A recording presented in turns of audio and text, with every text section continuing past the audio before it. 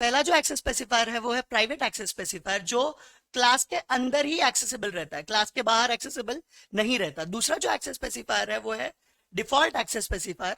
अगर मैं कोई भी एक्सेस स्पेसिफायर नहीं देता हूं तो by default default access specifier लगता है। ये जो डिफॉल्ट एक्सेस स्पेसिफायर है ये इम्प्लिसिटली पब्लिक है, मगर ये पैकेज के अंदर ही एक्सेसिबल रहता है, पैकेज के बाहर ये चीजों को, मतलब जो डेटा मेंबर्स और मेंबर फंक्शन है उसको एक्सेसिबल नहीं रहेगा। थर्ड जो एक्सेस स्पेसिफायर है वो है protected access specifier. Protected access specifier एक पैकेज में और दूसरे पैकेज में भी, जो बाकी पैकेजेस है वहां पे भी एक्सेसिबल रहेंगे, मगर इनहेरिटेड क्लास में ही। तो यहाँ पे लिखा हुआ है accessible within the package और outside the package through inheritance only. Last जो एक्सेस स्पेसिफायर है वो है पब्लिक एक्सेस स्पेसिफायर। अगर मैं पब्लिक एक्सेस स्पेसिफायर देता हूं तो मेरा जो भी डेटा मेंबर और मेंबर फंक्शन है वो कहीं पे भी एक्सेसिबल रहेंगे। आज का जो क्वेश्चन है वो है defined exception and state built in exception. Exception is a program that arises during the execution of program. Exception handling एक वे है जिसके थ्रू जब भी एक्सेप्शन रेज होगा मैं यूजर डिफाइंड मैसेज प्रिंट कर पाऊंगा। बिल्ट इन एक्सेप्शन के कुछ टाइप है।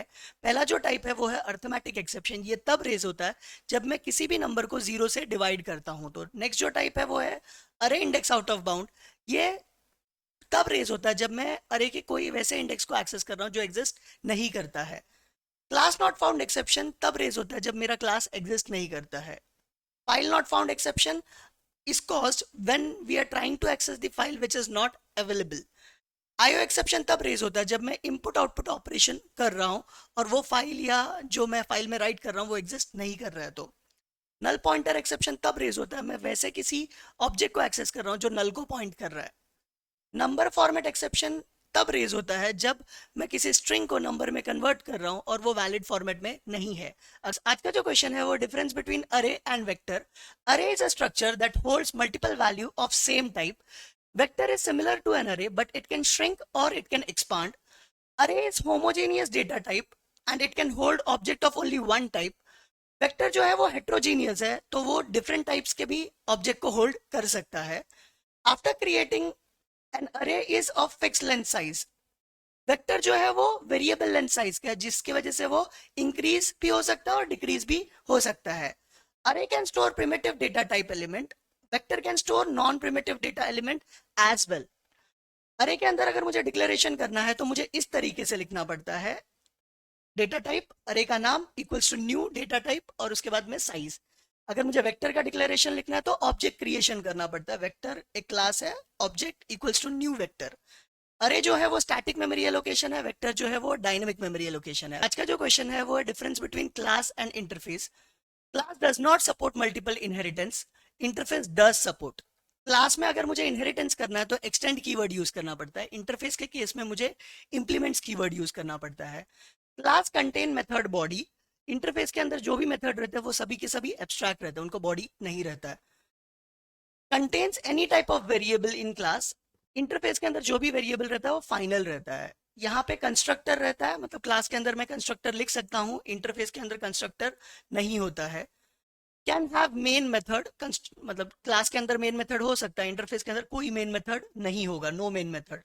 क्लास का डेफिनेशन कैसा है, क्लास कीवर्ड रहेगा और क्लास का नाम रहेगा, क्लास का सी स्मॉल रहेगा, फिर उसके अंदर वेरिएबल और फंक्शंस रहेंगे। इंटरफेस के अंदर इंटरफेस रहेगा, इंटरफेस का नाम रहेगा और उसके अंदर भी जो भी वेरिएबल है वो फाइनल रहेंगे और जितने भी मेथड है वो सब के सब एब्स्ट्रैक्ट रहेंगे। आज का जो क्वेश्चन है वो है difference between input stream and output stream. Input stream reads the data from the source and output stream writes the data to the destination. Input stream में रीड द डेटा फ्रॉम अरे, peripheral device or socket. Same output stream will write the data to array, peripheral device or socket. Input stream class reads the data as byte. Output stream also reads the data as byte. Super class is abstract input stream class and यहाँ पे super class is abstract output stream class. यहाँ पे method कौन से input stream में read है, available है और close है। output stream में कौन से method है, write है, right with variant of byte data है, फिर फ्लश है और क्लोज है। इनपुट स्ट्रीम के डिफरेंट सब क्लास कौन से है, तो ये सब क्लास है फाइल इनपुट स्ट्रीम, बाइट अरे इनपुट स्ट्रीम वैसे नीचे दिया गया है। और आउटपुट स्ट्रीम के जो सब क्लास है वो है फाइल आउटपुट स्ट्रीम, बाइट अरे output stream, filter output stream. तो ये था difference between input stream and output stream. आज का जो क्वेश्चन है वो है difference between Java applet and Java application. तो जावा एप्लेट जो रहता है वो एक वेब पेज में रन होता है, एप्लीकेशन स्टैंड अलोन सिस्टम पे रन होता है। ये जो एप्लेट है ये एक फुल्ली फीचर्ड एप्लीकेशन नहीं है। जो एप्लीकेशन रहता है वो फुल्ली फीचर्ड एप्लीकेशन है या प्रोग्राम है। एप्लेट जो है वो स्मॉल प्रोग्राम है, जो एप्लीकेशन है वो लार्जर प्रोग्राम भी हो सकता है, एक बड़ा सॉफ्टवेयर भी हो सकता है। एप्लेट का एग्जीक्यूशन स्टार्ट कैसे होता है? इनिट मेथड से स्टार्ट होता है। एप्लीकेशन का एग्जीक्यूशन कहां से स्टार्ट होता है? मेन मेथड से स्टार्ट होता है। एप्लेट के अंदर अगर मुझे पैरामीटर पास करना है तो मैं HTML फाइल में देता हूं। अगर मुझे एप्लीकेशन में पैरामीटर पास करना है तो मैं कमांड प्रॉम्प्ट के थ्रू दे सकता हूं। Applet can not access the file system और रिसोर्सेज। एप्लेट जो है वो हमारे कंप्यूटर के फाइल्स को या रिसोर्सेज को एक्सेस नहीं कर पाते। एप्लीकेशन हमारा फाइल सिस्टम को और कंप्यूटर के रिसोर्सेज को एक्सेस कर पाता है।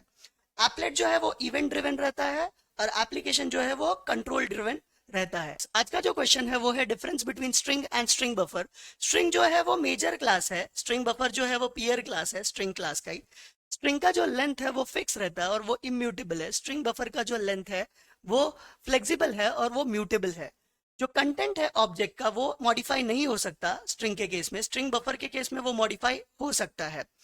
ऑब्जेक्ट जो क्रिएट होता है स्ट्रिंग के अंदर वो बेसिकली हम लोग उसका जो वैल्यू है वो डबल कोट्स के अंदर डालते हैं। स्ट्रिंग बफर के अंदर अगर मुझे वैल्यू डालना है तो मुझे कंस्ट्रक्टर को कॉल करना पड़ेगा और कंस्ट्रक्टर के अंदर पैरामीटर डालना पड़ेगा। ये उसका एग्जांपल है, ये स्ट्रिंग का एग्जांपल है जहां पे मैंने स्ट्रिंग का नाम लिखा और डबल कोट्स में वैल्यू डाला है। ये स्ट्रिंग बफर का एग्जांपल है जहां पे मैंने न्यू कीवर्ड यूज करके स्ट्रिंग बफर के कंस्ट्रक्टर के अंदर वैल्यू पास किया है। आज का जो क्वेश्चन है वो है right any 4 methods of file class and it's use. पहला जो मेथड है वो है गेट नेम। गेट नेम जो है वो फाइल का या डायरेक्टरी का नाम रिटर्न करता है। नेक्स्ट जो मेथड है वो गेट पैरेंट। गेट पैरेंट जो है वो पाथ स्ट्रिंग रिटर्न करता है। नेक्स्ट जो मेथड है वो है गेट पाथ। गेट पाथ मुझे मेरा एब्सोल्यूट पाथ देता है। नेक्स्ट जो मेथड है वो है is absolute. Is absolute method true return करता है अगर एब्सोल्यूट पाथ दिया है तो, नहीं तो फॉल्स रिटर्न करता है। एग्जिस्ट जो मेथड है वो ट्रू तब रिटर्न करता है अगर वो फाइल एग्जिस्ट करता है या डायरेक्टरी एग्जिस्ट करता है। फॉल्स तब रिटर्न करता है जब वो फाइल या डायरेक्टरी नहीं एग्जिस्ट करता है तो। लास्ट जो मेथड है वो है इज डायरेक्टरी। ये ट्रू तब रिटर्न करता है जब मेरा डायरेक्टरी एग्जिस्ट करता है। अगर डायरेक्टरी नहीं एग्जिस्ट करेगा तो ये फॉल्स रिटर्न करेगा। आज का जो क्वेश्चन है वो है write all primitive data types and their available size in Java in byte. ठीक है, पहला जो प्रिमिटिव डेटा टाइप है वो है बाइट जो कि है 1 बाइट का। नेक्स्ट जो डेटा टाइप है वो है शॉर्ट जो है 2 बाइट का। इंट जो है वो 4 बाइट का है। लॉन्ग जो है वो 8 बाइट का है। डबल 8 बाइट का है। फ्लोट जो है वो 4 बाइट का है। कैर जो है वो 2 बाइट का है। लास्ट जो डेटा टाइप है वो है बुलियन जो कि 1 बिट का है। आज का जो क्वेश्चन है वो ये है कि हमें 2 थ्रेड क्रिएट करना है। एक असेंडिंग ऑर्डर में वैल्यू प्रिंट करना चाहिए और दूसरा डिसेंडिंग ऑर्डर में प्रिंट करना चाहिए। तो यहाँ पे मैंने एक क्लास लिखा है जिसका नाम असेंडिंग है जो थ्रेड क्लास को एक्सटेंड कर रहा है। यहाँ पे उसके बाद एक रन मेथड लिखा है जिसके अंदर मैंने 1 से लेके 15 तक मेरे फॉर लूप को घुमाया है और वहां पे मैंने प्रिंट क्या किया है, असेंडिंग ऑर्डर और आई का वैल्यू। तो ये प्रिंट क्या करेगा, 1 to 15 प्रिंट करेगा असेंडिंग ऑर्डर में। फिर मैंने एक और क्लास लिया है जिसका नाम डिसेंडिंग है जो फिर से किसको एक्सटेंड कर रहा है, थ्रेड क्लास को एक्सटेंड कर रहा है। और यहाँ पे मैंने रन मेथड लिखा है जो चालू कहाँ से होगा, 15 से चालू होगा और जाएगा कहाँ तक, 1 तक जाएगा। हर बार एक एक से वैल्यू डिक्रीज करेगा। तो ये डिसेंडिंग ऑर्डर में 1 to 15 to 1 प्रिंट करेगा। इसके बाद में यहाँ पे मैंने एक क्लास लिया है जिसके अंदर मैंने थ्रेड क्लास का ऑब्जेक्ट्स बनाया है जो 2 मैंने ऊपर क्रिएट किया है। पहला असेंडिंग का ऑब्जेक्ट बनाया, फिर मैंने डिसेंडिंग का ऑब्जेक्ट बनाया। फिर असेंडिंग को कॉल करने के लिए a डॉट स्टार्ट मेथड को कॉल किया और डिसेंडिंग को कॉल करने के लिए b डॉट स्टार्ट मेथड को कॉल किया। ये ऑटोमेटिकली रन मेथड को कॉल करेंगे और मेरे थ्रेड एग्जीक्यूट हो जाएंगे। अगर आज का जो क्वेश्चन है वो ये है कि थ्रेड में कैसे क्रिएट कर सकता हूँ। तो ये क्रिएट करने का 2 वे है। पहला वे है बाय एक्सटेंडिंग थ्रेड क्लास। अगर मैं थ्रेड क्लास को एक्सटेंड कर रहा हूं तो मुझे रन मेथड का बॉडी लिखना कंपलसरी है। जैसे यहाँ पे मैंने किया है, मैंने थ्रेड क्लास को एक्सटेंड किया है, फिर मैंने यहाँ पे रन मेथड लिखा है जिसके अंदर मेरा बॉडी है। फिर पब्लिक स्टैटिक वॉइड में मैंने मेरे क्लास का ऑब्जेक्ट बनाया।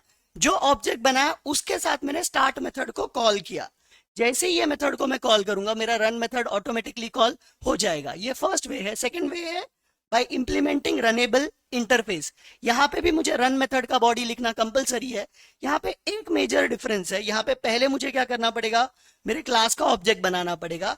ये जो क्लास का ऑब्जेक्ट मैं बना रहा हूँ उसका ऑब्जेक्ट मुझे थ्रेड में पास करना पड़ेगा। तो मैंने यहाँ पे थ्रेड का ऑब्जेक्ट बनाया और एम को पास किया, और ये जो थ्रेड का ऑब्जेक्ट है उसके साथ मैं स्टार्ट मेथड को कॉल करूंगा। जैसे ही मैं स्टार्ट मेथड को कॉल करूंगा मेरा रन मेथड कॉल हो जाएगा।